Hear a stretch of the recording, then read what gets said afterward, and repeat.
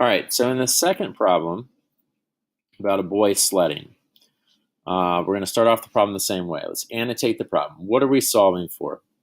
Well, it says, in what distance would he reach a speed of 7? So we're solving for distance. We're going to note down what we're given. So I see meters per second squared. I see meters per second. I know I'm given an acceleration. I know I'm given a velocity.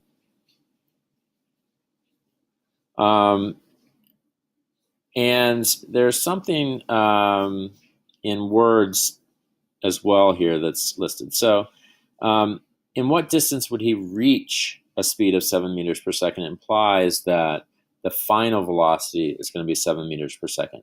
Where did that 0 meters per second come from? Well, that came from the phrase at rest. It said, if he started from rest, and then the problem goes on. So the initial velocity is 0.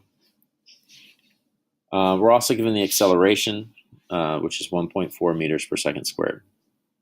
So now it's time to illustrate this. I'm on a computer, so I'm using an actual picture. You could draw a picture of someone sledding, but the more important piece is that you might illustrate, maybe you have a box or a square representing the kid who's sledding. You just draw an arrow to indicate some direction in which they're moving. Helps visualize the problem. Now it's time to choose an equation. So this is the equation that would fit. Again, there's only one unknown in this equation. That is distance. If I go from left to right, I know velocity, I know initial velocity, I know acceleration. I don't know the distance. And distance is what I want to solve for, which you see at the beginning of step 1. If I substitute numbers in here,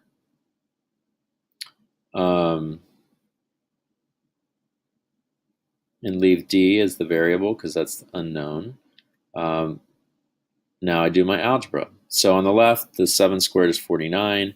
The 0 squared goes away because it's 0.